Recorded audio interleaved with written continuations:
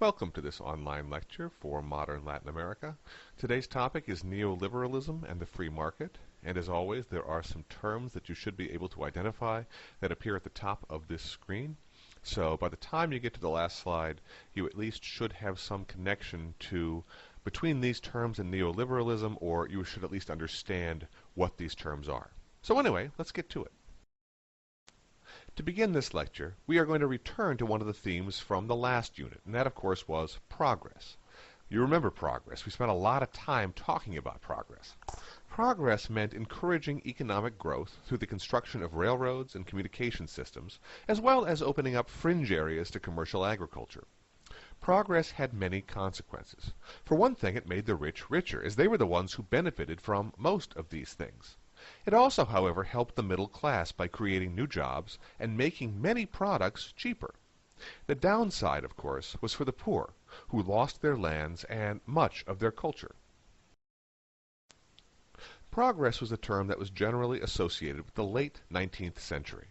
The 20th century, on the other hand, has been characterized by a theme that had a lot in common with progress, and that is a theme called globalization. A definition of globalization from Merriam-Webster's dictionary says it's the development of an increasingly global economy, end quote. Now, globalization will have a great impact on Latin America in the late 20th century. It will have as great of an impact, in fact, as progress had on the same region in the 19th century. Why?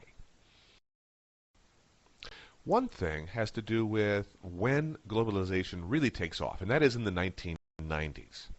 By the 1990s, Marxism was in decline in Latin America. The Soviet Union's collapse and the end of the Cold War hastened that decline, as did the advice of some important and powerful outsiders. One of those outsiders was a group known as the International Monetary Fund, or the IMF. The IMF recommended that the best way for Latin American nations to grow their economies was through a change in policy. They promised loans to various Latin American nations in exchange for reforms that they promised would stimulate economic growth. Well, what were some of those reforms?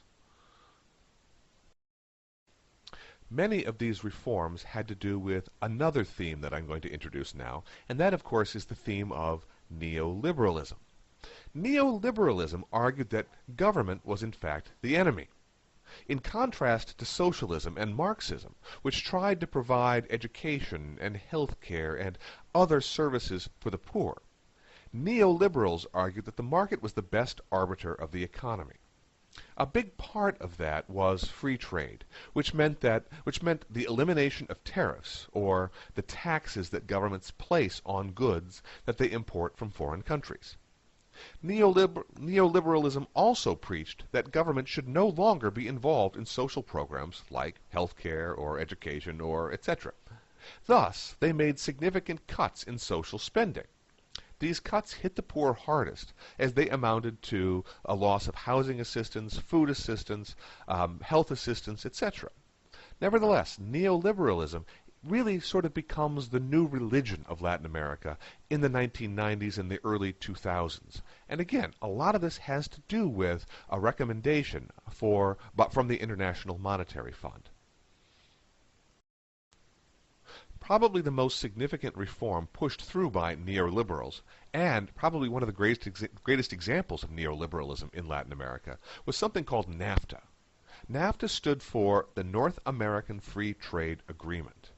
The promise of NAFTA was economic growth.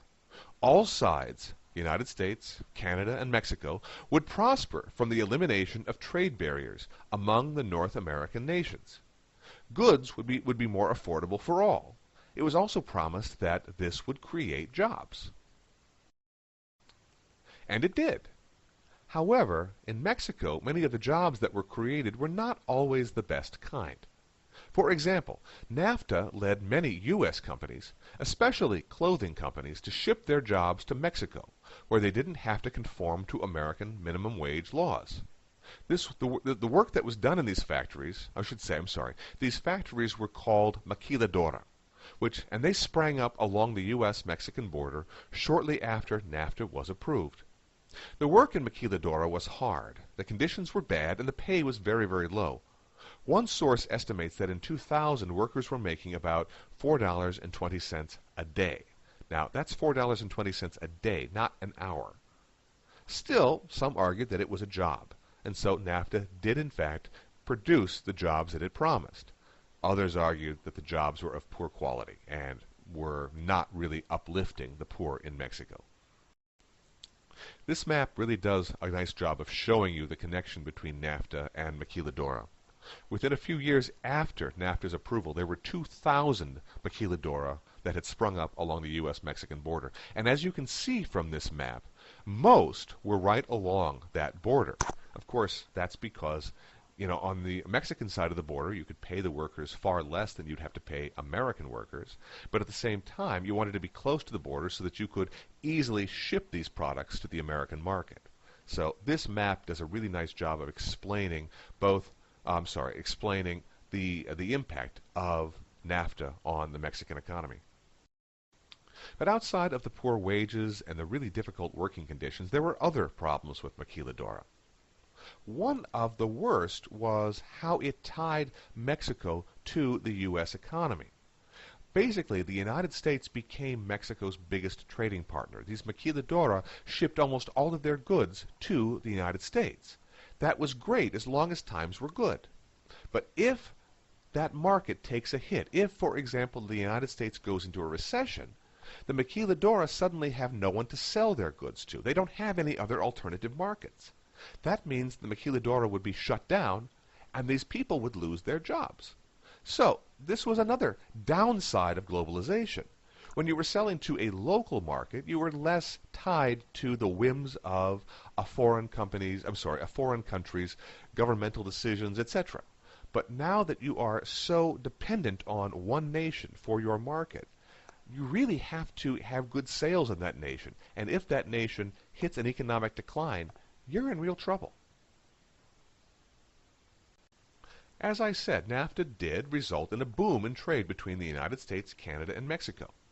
It meant cheaper goods for consumers, which pleased many, many people, both Americans, Mexicans, and Canadians. It did not, however, please everyone. Not everyone saw globalization and the signing of the NAFTA agreement as a good thing. In fact, on the day the agreement went into effect, January 1st, 1994, a rebellion broke out in central Mexico. The Zapatista rebellion took its name from Emilio Zapata, one of the heroes of the 1910 Mexican Revolution. Pictured above is the leader of the Zapatistas, Subcomandante Marcos, who has never revealed his face. He always appears behind a mask. The Zapatistas based their rebellion in the southern Mexican state of Chiapas. It did not last long. However, it has had a lasting impact. The Zapatistas worked out a shaky ceasefire with the Mexican government that endures to this day. And yet, what also endures to this day is that the Zapatistas continue to exist, and they continue to operate semi-independently of Mexico in their own communities.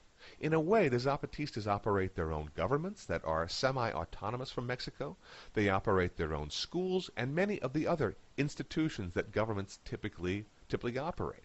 And so the Zapatistas continue to be a living protest to NAFTA, to neoliberalism, and to the idea of globalization.